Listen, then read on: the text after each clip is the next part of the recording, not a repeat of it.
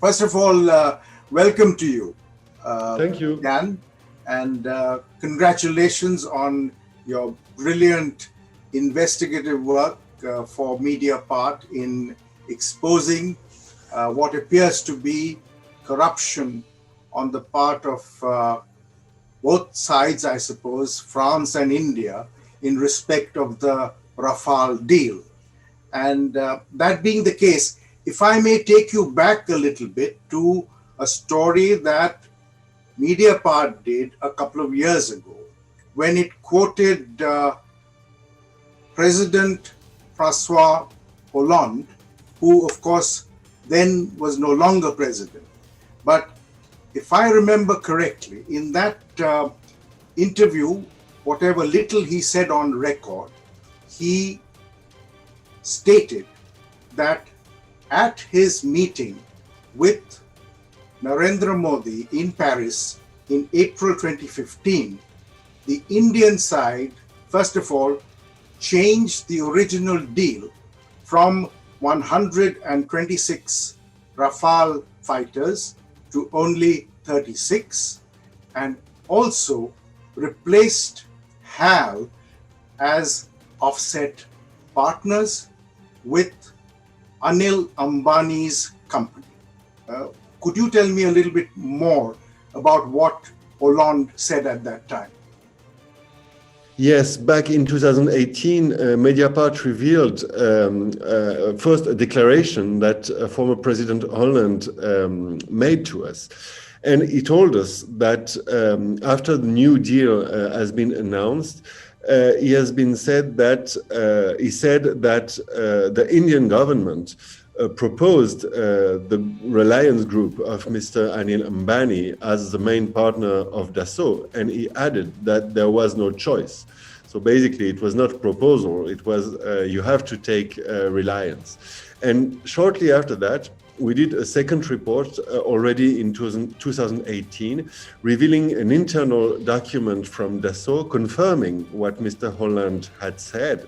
Because in this document, a top executive of Dassault says that the partnership with Reliance was imperative in order to have the Rafale deal. So moving on to your three-part expose, which has taken place this week, it appears that you began by telling us that more than 1 million euros were paid by Dassault to a man called Sushen Gupta in India to prepare models of the Rafale aircraft, 50 odd models. Now, what are your findings on this particular story? What Mediapart discovered is that back in 2018, there's been a routine audit of Dassault by the French anti-corruption agency. And during this routine audit, they discovered this very strange payment of 1 million euros for the purchase of 50 Rafale models to an Indian company called DevSys Solutions. So since our report has been published, DevSys says and gave documents about this, that these models have been manufactured and delivered. But two questions remain. The first question is, of course, the price of these models. It makes 20,000 euros per model, which is quite high. And the second thing is that DevSys claims that these models have been delivered, the last ones, at the beginning of 2018.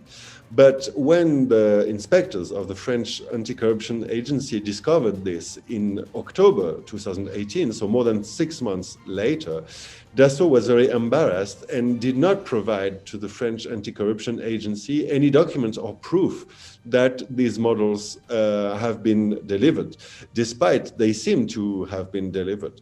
So, instead of doing this and explaining why they had ordered these models, we learned that Dassault complained and that they said that basically the audit was a bit too intrusive. So they were not happy with this discovery. And what happened after that is that basically the French anti-corruption agency buried the case and did not report this suspicious payment to the French prosecutors. Now, so just to be clear on this, who was supposed to make the models? Was it Dassault or was it the Indian company which is owned by Sushen Gupta? This is the Indian company, Dassault Solutions, which is owned by Sushen Gupta and his family. And do you have evidence of all 50 odd models being manufactured and delivered? No, I don't have. What happened is that after our reports, Dassault Solutions released a press release. And along with this press release, they published tax records, tax declarations that seem to prove that these models have been delivered. Right. To move on to what you said about the investigator deciding to close the matter. Now, if I'm not mistaken, the file was closed after the 2019 Indian general election.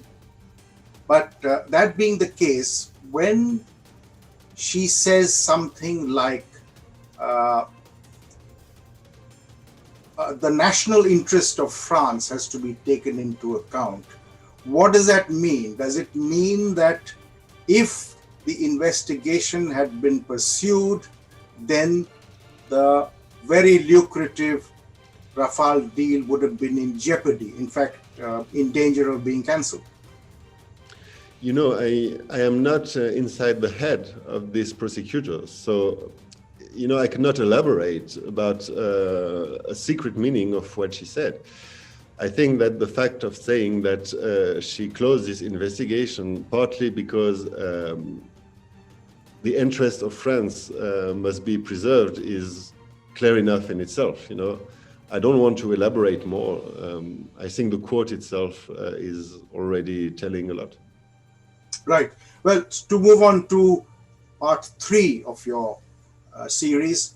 Now, in part 3, you say that over the years, something like 14 million euros have been paid to Sushen Gupta.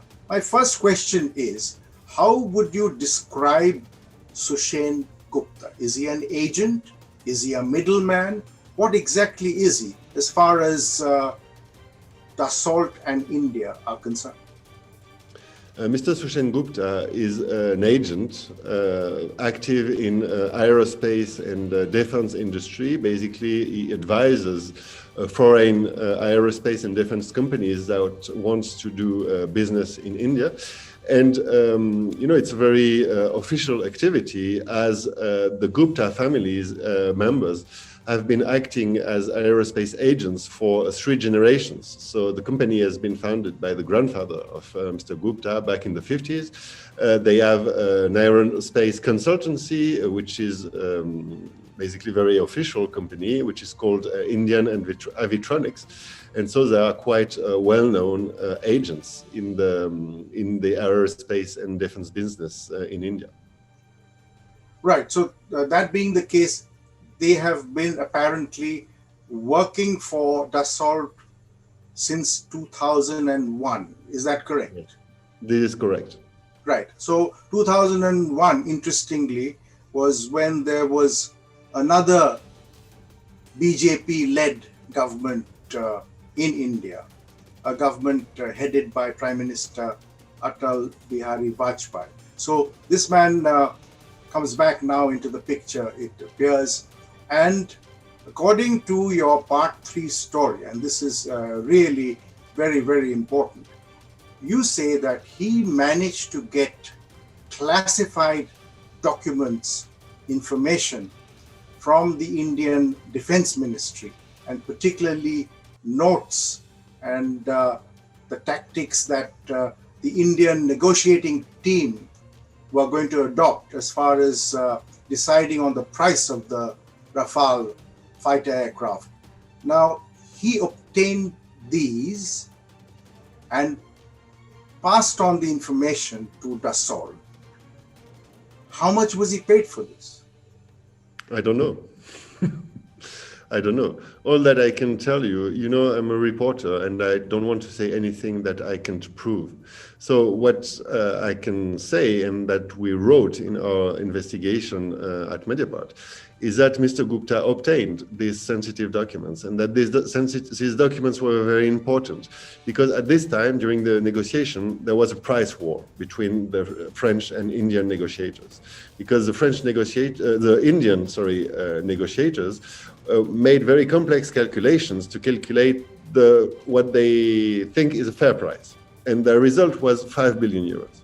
And then Dassault said, no, I want twice as much. I want 10 billion. So you can imagine how important it was. You know, there was a difference of 5 billion euros between what the Indians wanted and what Dassault wanted.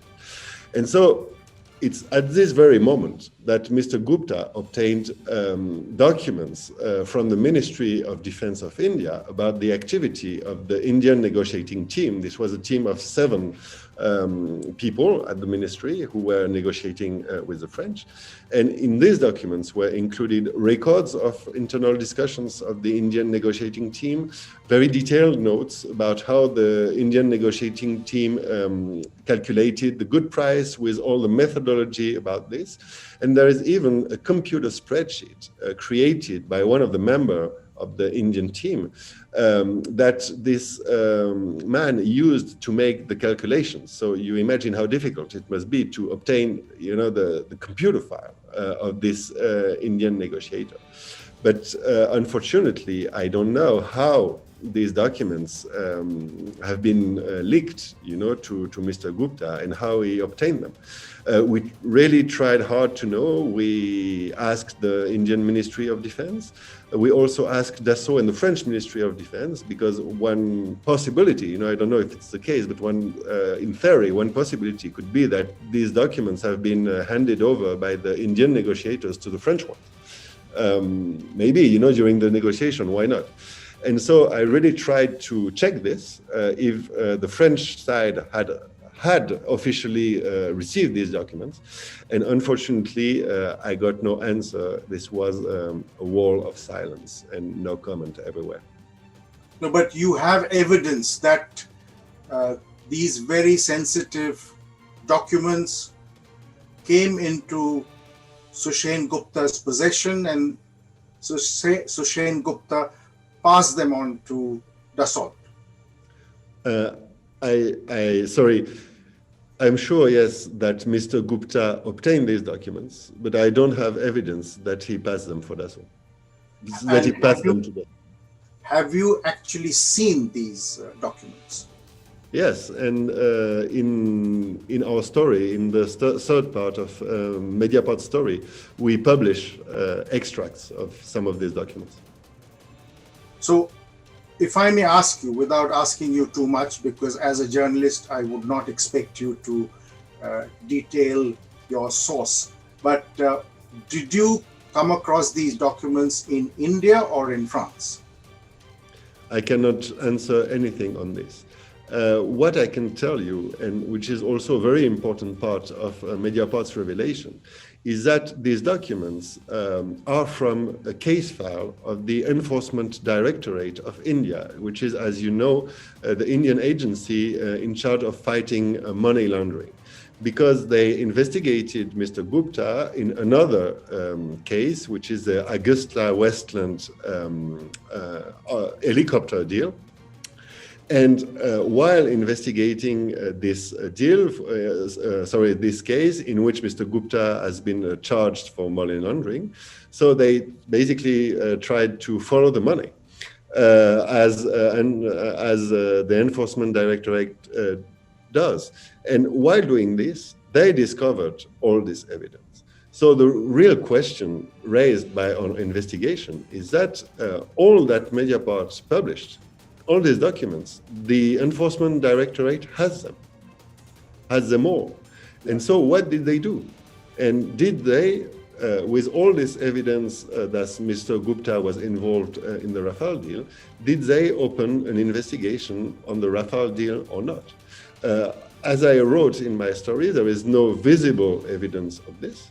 So again, we tried to ask the Enforcement Directorate whether they had opened an investigation or not, and we got no answer. And so that's very troubling, that the Enforcement Directorate apparently doesn't wish to say what consequences the agency took after discovering these elements. And if a separate investigation has been opened or not about the Rafale. Is it your finding that the Enforcement Directorate in India obtained the documents while investigating Sushen Gupta or raiding his offices and things like that? Yes, this document has been obtained through the Augusta Westland investigation, because Mr. Gupta is one of the alleged middlemen who received secret commissions and is suspected to have distributed kickbacks to Indian officials about these helicopter deals. So it was very logical that he was investigated in the Augusta Westland case, and it is while investigating him in this case that the agents of the Enforcement Directorate discovered all these documents about the Rafale deal. Now, very interesting. The implication from what you're saying is this, that the ED in India have been in possession of this information. The fact that documents which should never have come into the possession of Sushen Gupta was in his possession, and they have known it since 2018, I think is what you say in your story, but they've done visibly nothing about it. In May 2019, the Enforcement Directorate filed a criminal complaint, a charge sheet against Mr. Gupta in the Augusta Westland case. We quote this document in our story, and in this document, the Enforcement Directorate says very clearly that Mr. Gupta obtained sensitive data from the Ministry of Defense that should have been kept in the possession of the ministry. So the Enforcement Directorate writes this, black and white, in the charge sheet filed against Mr. Gupta back in 2019. So they know this. It's been 2 years that they know this, basically. But was that statement on the part of ED in the charge sheet in respect of Augusta Westland or the Dassault deal? It was not precise, in the charge sheet. In the charge sheet, it was just written that Mr. Gupta obtained confidential documents from the ministry that he never should have had, that should not be in his possession. In fact, in the charge sheet, the Enforcement Directorate says that Mr. Gupta had confidential documents from the ministry that he should not have. There is also a list of some of these documents. The Enforcement Directorate lists some of these documents that Mr. Gupta obtained, and you can see that some of them are related to the Rafale deal. So the period, let's say after 2014, when Narendra Modi came to power, 2014 onwards, what kind of payments were going through in favor of Mr. Gupta? I don't have a trace of payments related to this period. The only suspicious payment that I could identify after 2014 was this payment of the Rafale models that we earlier talked about. But not for the services that he may have rendered in terms of obtaining documents and passing them on? I don't know everything, what I have. I have a lot, but I don't have everything. So basically, what if I don't have a trace of payments after 2014, except these 1 million payments for the model, doesn't mean that there were no payments. It's just that I don't know about it. Yeah, I understand. Now, but you are saying also that a total of something like 14 million euros over the years was paid to him. Is that a firm conclusion of yours? The firm conclusion of mine is that from the documents we are, and if we talk only about Dassault, we have a hard proof of payments for 2.2 million euros in total, including the models, and we have partial documentary evidence for a total of 20 million. So the reality must be somewhere between 2 and 20 million. That's a staggering figure, and also, you know, there is a second French company, which is Thales, which is also a prominent French defense group, which is a defense electronics group, who fabricates the electronics of the Rafale, like the radar, for instance. And Thales also paid offshore commissions to Mr. Gupta, this time through a shell company in Dubai. And in the documents, we have traces of such payments for more than 2 million euros from Thales. But to come back to this Dassault matter, then based on what you revealed, do you believe that French authorities will be forced to reopen the investigation? I don't know. You know, I think that nobody can force the French authorities. You know, my point is that given what we revealed, I am today convinced that there is enough information on the table today to justify that four investigations are opened, both in France and in India. There's enough information. Yes, that's what you've stressed in your piece. But to come back to the pricing, what you said was, as far as the Indian negotiating team's position was concerned, a fair price for the 36 aircraft would have been, in their opinion, 5 billion euros. Yes. The Indian government overruled, in effect, it could only have been the higher authority of the Prime Minister's office that could have overruled, but overruled the Indian negotiating team's position and agreed to a price of a little more than 7.8 billion euros. In effect, compared to what the Indian negotiating team was prepared to pay, India has ended up paying more than 2.8 billion euros more than what was considered to be a fair price. You know, I prefer not to comment on this matter because this pricing matter is very complex, you know. And between the 5 that the Indians negotiators wanted and the 10.7 that Dassault wanted, I honestly don't know where is the fair price. You know, was it 6, 7, 8, 9? I don't know, because these are really, really complex calculations. And it would need, you know, really experts more qualified than me to determine who was right in this pricing battle.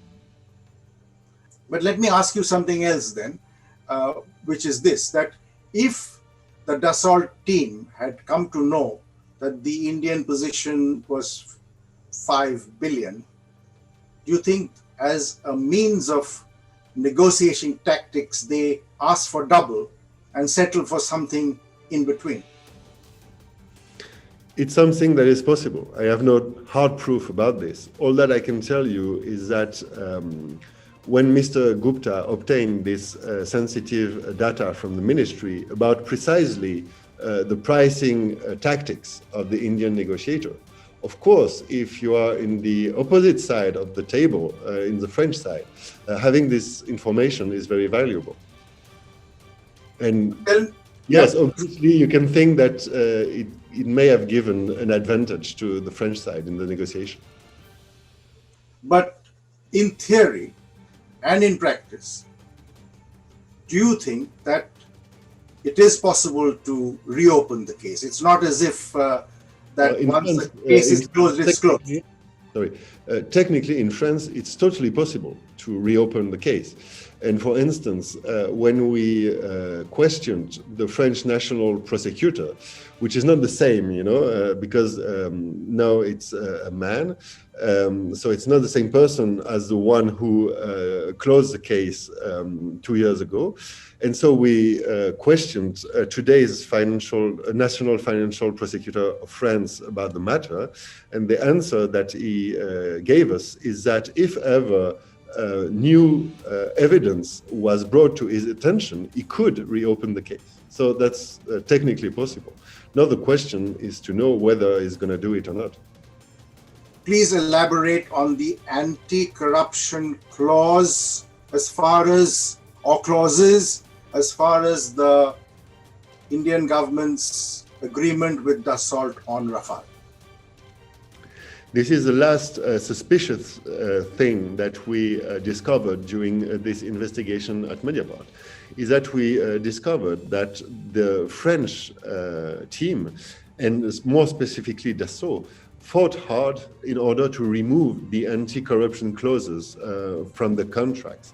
And this is very disturbing because these anti-corruption clauses, they must be inserted. There are rules inside the Ministry of Defense of India, which is called the Defense Procurement Procedure, which is a very long set of rules. And so these rules say that these two clauses must be inserted in the contracts. And there is a reason for this, is that these clauses, they protect the government of India and the Indian taxpayers. Because what do they say? It's not, the fact that these clauses have been removed does not provide immunity from criminal prosecution. But what these clauses say is that in case corruption facts are discovered, India can cancel the contract and claim very large amounts of compensation, of financial compensation. So these clauses are a protection for India in case corruption is discovered after the contract has been signed. And what happened is that the French companies, so Dassault and some of its partners, they wanted these clauses to be removed. They asked for it. Then the Indian negotiators refused and reintroduced these clauses in the contract. And then Dassault came back and said, no, we really don't want them.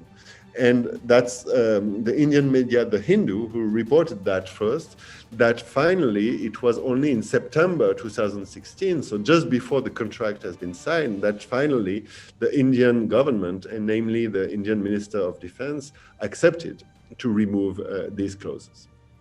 So just tell me one thing. What is the advantage for Dassault by not having this clause, and what is the advantage for India by not having this clause? I don't see any advantage for India to remove these clauses because, as I told you, these clauses protect India as they allow India to cancel the contract or claim compensation in case of corruption. And for the French side, the benefits is obvious because it means that if ever there is proof of corruption discovered by authorities, it's going to be much more difficult for India to cancel the contract and claim compensation because these clauses do not exist anymore. So a final question, which is this, that under French law, is giving gifts, giving commissions permitted? Under French law, it is permitted to pay an agent in order to facilitate things with the Indian authorities. That is legal. What is illegal and prohibited is that part of the money that you pay to this agent is redistributed by the agents as bribes to Indian officials. So basically, what French law says is that you have the right to pay an agent to use his influence as long as no bribes are distributed. So in this case, as you say, you can pay an agent. How do you determine what that money is being utilized for? That's the difficulty, and the French justice system had difficulties about this because all the big companies, they know this law, of course. And so they create what another high-profile European company called a Chinese wall. What does it mean, the Chinese wall? Is that you give the money to the agent, to the middleman, to the intermediary, and then you can claim that you don't know what he's doing with this money. So then it's very difficult to prove what this middleman did of the money, and if the middleman paid bribes to officials or not. So that's the big difficulty in these cases of alleged corruption, is to track the money paid by the company to the middleman, and to obtain proof that the middleman paid bribes to officials in the buyer's country, in the buying country. But as you know, in India, it is not permitted since many years to have a middleman in defense contracts. So in that scenario, what would the French law have to say? Because it's simply illegal in India to have a middleman in a defense deal. In France, Dassault could only be prosecuted under French law. So whatever, it doesn't change anything for the French authority what the Indian law is. And it would be the same in India. Basically, you cannot prosecute someone in India according to French law. And the contrary is true too. In France, you can only prosecute someone under French law. So what you tell me about the rules in India obviously do not apply to what could happen in France. Thank you again and wish you the best.